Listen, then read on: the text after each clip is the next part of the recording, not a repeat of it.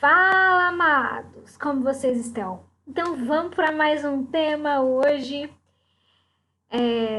quase aí em ritmo de descanso, nossa penúltima aula de redação.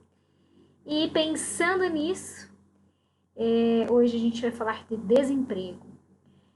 Olha, tema bombando, atualíssimo, né? É claro que não há ainda dados mensuráveis, pesquisas efetivas sobre o índice de desemprego nesse período de pandemia. Então, os dados aqui colocados no decorrer da nossa aula diz respeito a 2019 e início desse ano. Mas há muito que se tratar, né? Há muito que se discutir quando a gente insere esse tema no que a gente vivencia hoje. Vamos para a leitura dos textos motivadores. Texto número 1. Como sempre, eu deixo em destaque as estruturas principais, mas isso não impede de você colocar mais coisas em destaque. Então, a taxa média de desemprego em 2019 caiu em 16 estados, acompanhando a média nacional, que recuou de 12,3% em 2018 para 11,9% no ano passado. Segundo divulgou nesta sexta-feira o Instituto Brasileiro de Geografia IBGE, tá? E Estatística. As maiores taxas ficaram no Amapá, Bahia, enquanto as menores foram registradas em Santa Catarina, nos estados de Rondônia, Rio Grande do Sul, Mato Grosso do Sul e Mato Grosso, todos os 4 com 8% da média anual. Apesar da queda do desemprego no ano passado, a taxa média anual de informalidade em 2019 ficou em 41,1% da população ocupada, maior nível desde 2016, e também foi recorde em 19 estados e no Distrito Federal. O indicador refere-se à soma dos trabalhadores sem carteira, trabalhadores domésticos, sem carteira, entregador, sem NPJ, conta própria sem NPJ e trabalhador familiar. Então, 41% da população trabalha na informalidade. Pensa isso agora, nesse período de pandemia. Então, eu tenho quase 50% da população que vive e se sustenta da informalidade. Entre as unidades da federação, as maiores taxas de informalidade em 2019 foram registradas no Pará, Maranhão e as menores em Santa Catarina e Distrito Federal. Das 27 unidades da federação, 18 registraram taxa de informalidade acima da média em 2019. Em 11 estados, a taxa de informalidade ultrapassou 11 estados. Ultrapassou 50%. Apenas Distrito Federal e Santa Catarina tiveram taxas de informalidade abaixo de 30%. O que esse texto número 1 vem nos mostrar, né? Esse texto número 1 trata exatamente de que quase metade da população brasileira vive da informalidade como renda, como sustento. Inserindo esse contexto, essa situação na nossa atual crise econômica, em que nós estamos em quarentena e não podemos sair para trabalho, né? Como que as pessoas conseguem sobreviver quando não trabalham? Tá bem?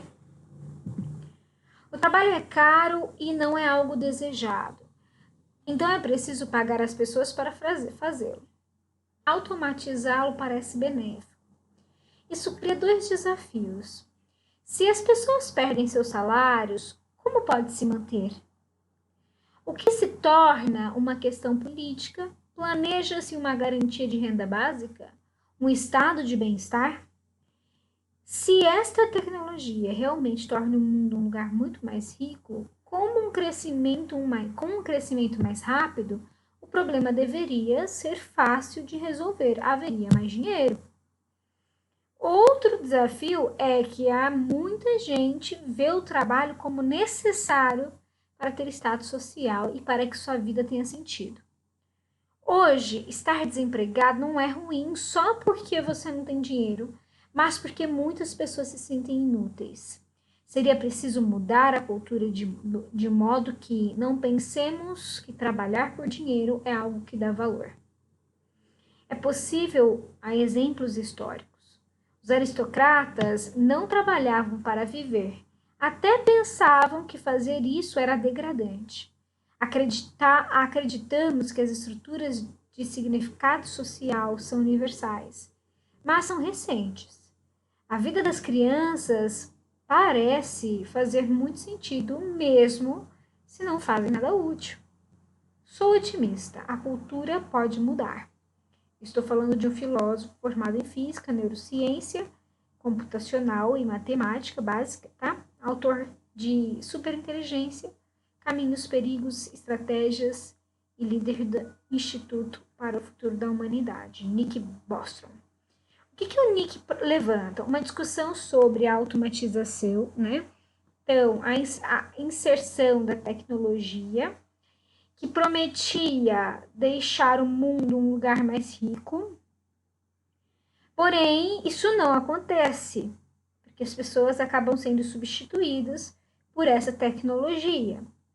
E o dinheiro que torna esse mundo mais rico, ele é direcionado para determinados grupos, e não para o trabalhador, já que esse deixa de trabalhar. A questão aqui é que, então, não só a vinda da tecnologia, mas como nós encaramos o trabalho hoje, que para nós hoje o trabalho vai muito além de adquirir um status, mas de ter um sentido para a vida, né? Trabalhar é você se sentir útil, independente, né, da finalidade. Eu preciso ter um trabalho, porque senão eu me sinto um inútil. Nós passamos a enxergar o trabalho não como bem-estar, não como algo, deixa eu ver, benéfico, prazeroso, melhor ainda, prazeroso, mas como algo necessário. Necessário para ter um status, necessário para sobreviver e necessário para que eu me sinta útil dentro dessa sociedade. Tá bem? Sempre sonhamos em produzir mais bens e serviços com menos trabalho humano, delegando a fadiga física e intelectual para as máquinas. Hoje conseguimos realizar, ao menos em parte, o sonho de Aristóteles, inventando instrumentos mecânicos, eletromecânicos e digitais. Uma casa moderna dispõe de eletrodomésticos capazes de realizar o trabalho que na Grécia de Péricles era realizado por 33 escravos. A tecnologia ajudou o ser humano a se libertar do trabalho, permitindo que ele pudesse dedicar mais tempo à meditação, à amizade, ao jogo, ao amor, à beleza e à convivência. Será? E aí eu levanto um questionamento. Será mesmo que a tecnologia permitiu isso? Ou será que nos tornamos reféns dessa tecnologia para desenvolvermos nossos trabalhos? Então, é claro que de alguma maneira ela facilitou, né? Isso não invalida, né? A tecnologia facilitou, né? Se eu pego o exemplo do período da Grécia de Péricles, né? Um serviço. Hoje eu tenho, para fazer almoço, eu tenho fritadeira elétrica, eu tenho panela de arroz, eu tenho, né? Só para o arroz já vem praticamente pronto, né? Só cozinhá-lo. Quando não, eu compro o pré-cozido ainda. Então, todos os meios tecnológicos facilitaram o cotidiano do indivíduo, mas isso custa. Facilitou para quem tem condição. Isso custa demais. A ideia de que a tecnologia permitiria que nós tivéssemos tempo para o que a gente chama de reflexão, para o ócio reflexivo, para as relações, né, para a convivência, para cuidados. Só que, na verdade, nós passamos a ser dependentes tecnologicamente dentro dos nossos trabalhos, dentro dos nossos relacionamentos, dentro do nosso cotidiano, né, da tecnologia. E eu tenho um gráfico, né, com as taxas de desempregos, né, com 15 anos ou mais, em porcentagem de 2018, 2019 e início de 2020. Vamos lá. América Latina e Caribe, de um modo geral, eu tenho 2020 houve uma queda para todos esses países na taxa de desemprego. Quem teve a maior taxa de desemprego? Brasil. Em 2018, 12,5, 2019, 12,2 e no ano de início de 2020, 11,7. O que isso sinaliza? Que houve uma melhora, na verdade, no início do ano, antes da pandemia. É importante a gente ressaltar isso, tá bem? Porque a gente sabe o quanto de desemprego está acontecendo, pessoas estão perdendo seus empregos com essa pandemia. Então, esse ano, a taxa, ao fim deste ano, dentro de uma nova pesquisa, vai se evidenciar uma elevação mundial na taxa de desemprego, tá? Depois, a gente tem os países com menores taxas de desemprego da América Latina, que é o Peru, no caso, o que tem menor taxa, depois o México. Mesmo esses países não sendo países em desenvolvimento, sendo considerados países subdesenvolvidos, ainda assim a taxa de desemprego é menor que a do Brasil. Então, a gente precisa começar a pensar o que acontece aqui dentro do nosso país que gera essa quantidade de pessoas desempregadas. Falando na proposta estilo estadual, essa proposta vai um pouquinho fora da curva quando a gente fala de emprego e desemprego. Escreva uma dissertação sobre os desdobramentos do desemprego para além das questões econômicas. Então, você vai ter que levantar o que estar desempregado significa para a sociedade brasileira, para os amigos, para a autoestima do indivíduo. Então, olha como esse tema, ele é um tema subjetivo.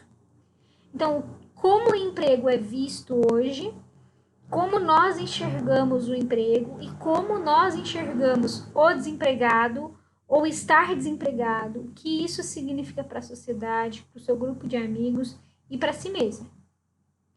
Mas para isso, a gente vai ter que falar um pouquinho sobre a questão de emprego no nosso país, tá?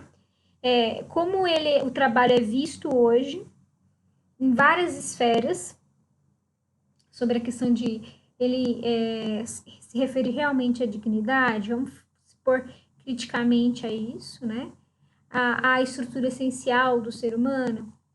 E depois falar, né, discutir com mais profundidade aqui na aula ao vivo sobre essas visões de sociedade, de indivíduo, né, como estar desempregado afeta. Então, bora para as discussões. Segundo a OIT, que é a Organização Internacional do Trabalho, o trabalho deve ser fonte de dignidade. O trabalho não é mercadoria. Nós vivemos, após o advento tecnológico e a Revolução Industrial, o trabalho sendo a principal estrutura, engrenagem para mover, né, um sistema capitalista. E aí eu passei a valorizar, enxergar o trabalho como uma mercadoria, imputando valor ao trabalho, né, preço ao trabalho, e esquecendo de olhar quem está por trás dessa mão de obra, que é o trabalhador. Né? Então, nós temos aí a precarização do trabalhador, né? De modo que eu flexibilizo as leis trabalhistas, facilitando e propiciando a informalidade, a terceirização, o que prejudica o trabalhador, porque ele passa a ser desvalorizado, passa a não ter o seu 13º, o seu direito à licença, o seu direito a afastamento, as suas férias, certo? E passa a viver dentro da informalidade, trabalhando de bicos, né? Sem os seus direitos de trabalhador real. Então, a mão de obra passa a ter um valor e ela é vista como mercadoria, ela é vista como objeto. E perdendo aí a noção de humanidade por trás dessa mão de obra. Quando a OIT propõe essa fala, ela vai falar exatamente: o trabalho não deve ser mercadoria, deve ser fonte de dignidade, deve estar associado à humanidade, deve estar associado àquilo que é digno e essencial ao homem, tá? Nós, por muito tempo, né, anteriormente ao advento, né, da modernidade, vamos dizer assim, ao advento tecnológico e tudo mais, o trabalho em si, ele era uma atividade degradante, ele era até uma atividade considerada indigna aos homens livres.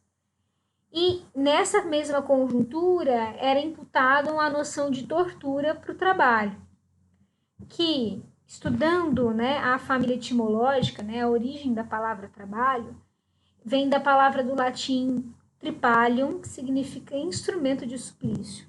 Só que com a modernidade, né, ao invés de ocorrer efetivamente a superação dessas contradições, né, de que o trabalho seria tortura, essa ideia se ampliou. Como assim se ampliou, Gabi? Então, com a vinda da modernidade, com o advento tecnológico, técnico-científico, revolução industrial, nós nos tornamos escravos do trabalho para pertencer à engrenagem capitalista. De modo que minha mão de obra passasse a ter um valor, né? E não aquilo que eu sou, aquilo que eu tenho como essência. Então, essa ideia de trabalho ser um instrumento de tortura levanta um questionamento de quantas pessoas realmente trabalham gostando daquilo que faz ou trabalham por obrigação, né, por sobrevivência. Isso, né, com o desenvolvimento da tecnologia capitalista, conduziu a um decréscimo da capacidade do trabalhador de se realizar como ser humano nas atividades laborais. Então, ele conseguir se satisfazer não só financeiramente, mas poeticamente, culturalmente, prazerosamente dentro do seu trabalho. Então, o que a gente entendia e achava que poderia ser diferente, né? Quando a tecnologia viesse e pudesse substituir alguns trabalhos, na verdade, ela nos condenou a um trabalho exaustivo de estar sempre ativo para um sistema 24 horas, até porque então eu tenho meios de falar com as pessoas 24 horas do meu dia, tenho a tecnologia que proporciona a comunicação instantânea 24 horas do meu dia e todos os dias, até de sábado e domingo. Então, nós nos tornamos escravos dessa tecnologia no que diz respeito a. Uma das maiores conquistas, né, lá do século XX foi o reconhecimento da primazia do trabalho sobre o capital. Então, o trabalho como ferramenta, né, principal sobre o capital, a importância dele para se gerar capital. O trabalho ele só vai deixar, então, num viés como esse, de ser considerado mercadoria quando o ser humano deixar de ser visto como uma peça nessa engrenagem capitalista. E ele, né, essa atividade laboral ou trabalho, tá, ou labor, é a mesma coisa, for garantir as condições necessárias para as questões básicas, que é o preenchimento de pão, de alimentação, né, e de poesia, que é a cultura. Então, quando eu passar a enxergar que a humanidade vale muito mais, né, do que o trabalho em essência, então quando eu começo a enxergar que o trabalho ele precisa pertencer, né, vamos colocar assim, a uma esfera de humanidade e não querer ser somente parte dessa engrenagem, aí sim, né, eu começo a buscar trabalhos que me satisfaçam. Tanto saciem minha fome, quanto saciem minha fome de poesia, de cultura, de lazer, de reflexão. Essa é uma fala de Dirceu Benincá. É essencial compreender o trabalho como forma de garantir o bem viver de todos. No dizer de Eduardo Galeano, precisamos sonhar com um outro mundo possível, onde a gente trabalhará para viver em um lugar de viver para trabalhar. Então, a gente trabalhará para viver em lugar de viver para trabalhar, onde não se chamará nível de vida o nível de consumo, onde ninguém morrerá de fome porque ninguém morrerá de indigestão. Nesse mundo novo, ou nesse novo mundo, o trabalho não será um pesadelo, mas um ato criativo, de prazer e realização humana. Olha como é paradoxal, ao mesmo tempo que nós sofremos com a ideia de que trabalhar é essencial para o ser humano, porque nós precisamos participar dessa engrenagem capitalista, senão a gente é marginalizado, a gente é excluído da sociedade. Eu, por entender essa obrigatoriedade de viver e ser produtivo o tempo inteiro no meu trabalho, eu perco a humanidade em mim mesmo e trabalho sem o prazer. Então aí ele propõe que quando eu passar a enxergar o trabalho como fonte de prazer, as pessoas trabalharão para viver no lugar de viver para trabalhar. As pessoas não chamarão nível de vida, né, qualidade de vida, a qualidade de consumo, o quanto se ganha, mas sim, né, a qualidade de tempo para si, de prazer, de bem-estar, de reflexão. É nesse sentido que o trabalho ele deixa de ser um pesadelo e passa a ser uma realização humana. Mas, ao mesmo tempo, estar sem trabalho numa sociedade que embute em nossa mente a necessidade de se trabalhar para ser alguém na sociedade é como se eu estivesse sem identidade. Ser desempregado. Existe uma música de Chico Buarque que se chama Construção, que retrata muito bem como o trabalhador ele é visto hoje, tá? Amou daquela vez como se fosse a última, beijou sua mulher como se fosse a última, e cada filho seu como se fosse único, e atravessou a rua com seu passo tímido. Subiu a construção como se fosse máquina. Ergueu no patamar 4 paredes sólidas, tijolo com tijolo no desenho mágico. Seus olhos embotados no cimento e lágrima. Sentou para descansar como se fosse sábado. Comeu feijão de arroz como se fosse príncipe. Bebeu e soluçou como se fosse náufrago. Dançou e gargalhou como se ouvisse música. E tropeçou no céu como se fosse um bêbado. E flutuou no ar como se fosse um pássaro. E se acabou no chão, feito um pacote flácido. Agonizou no meio do passeio público. Morreu na contramão, atrapalhando o tráfego. Então, ele retrata a vida de um trabalhador que trabalha em uma construção, né, provavelmente como pedreiro.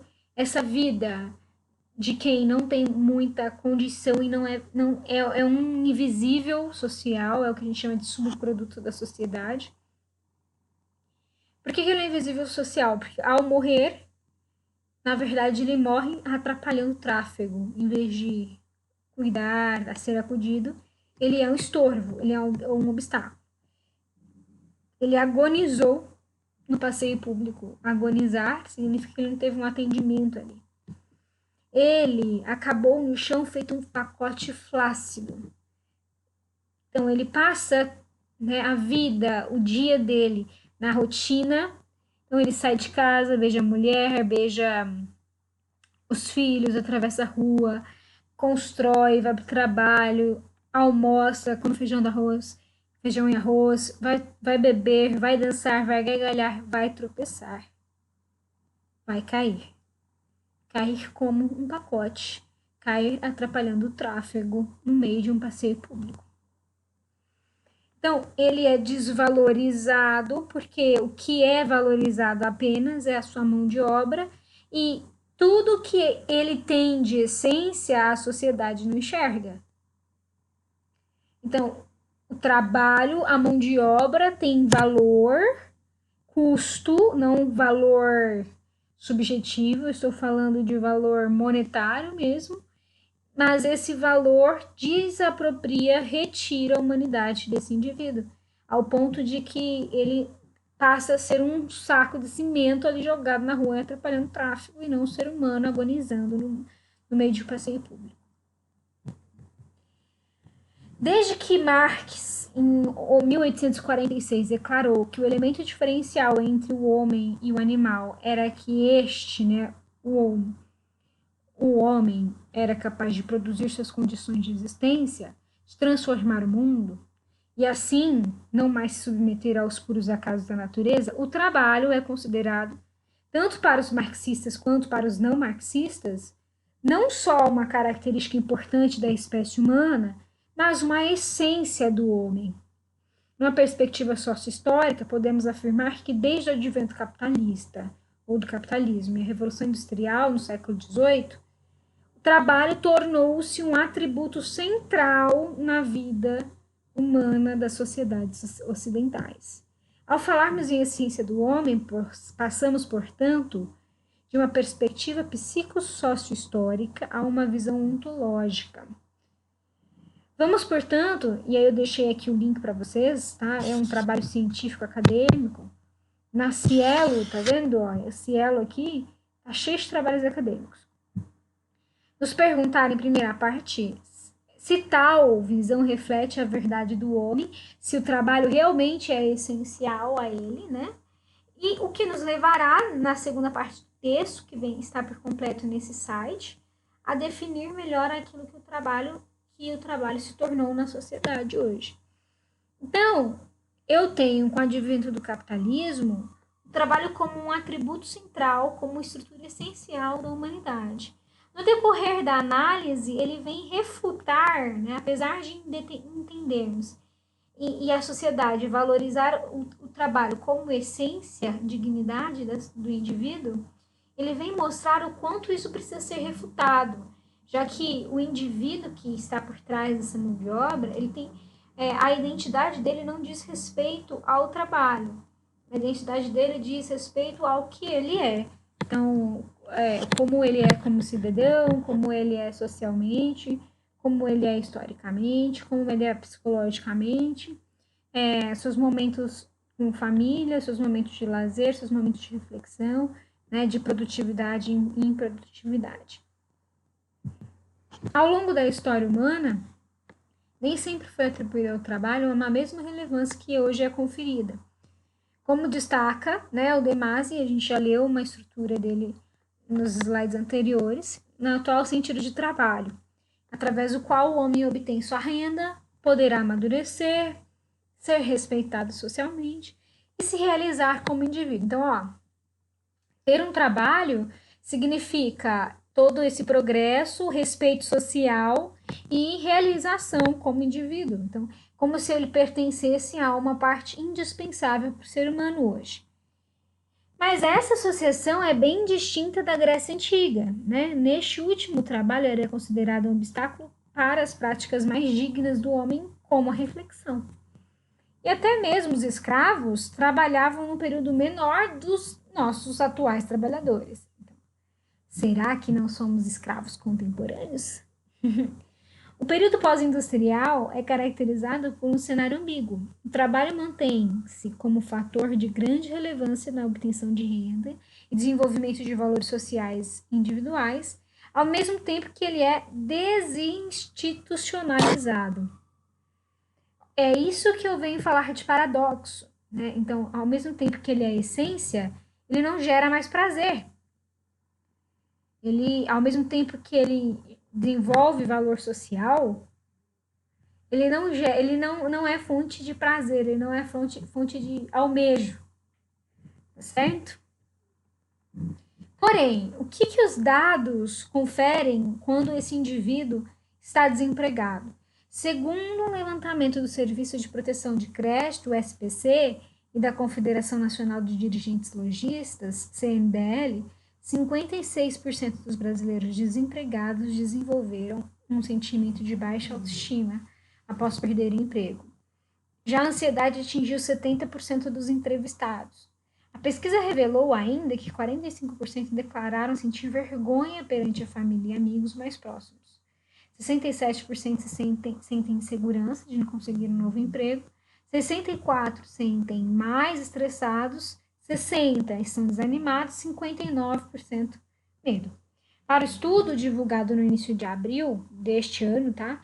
Foram entrevistados 600 desempregados acima de 18 anos de ambos os gêneros e de todas as classes sociais, nas 26 capitais e no Distrito Federal. Então, qual é o efeito do desemprego para esse cidadão, para essa família, né, individualmente? Mas como é paradoxal a visão de ter um trabalho hoje, né?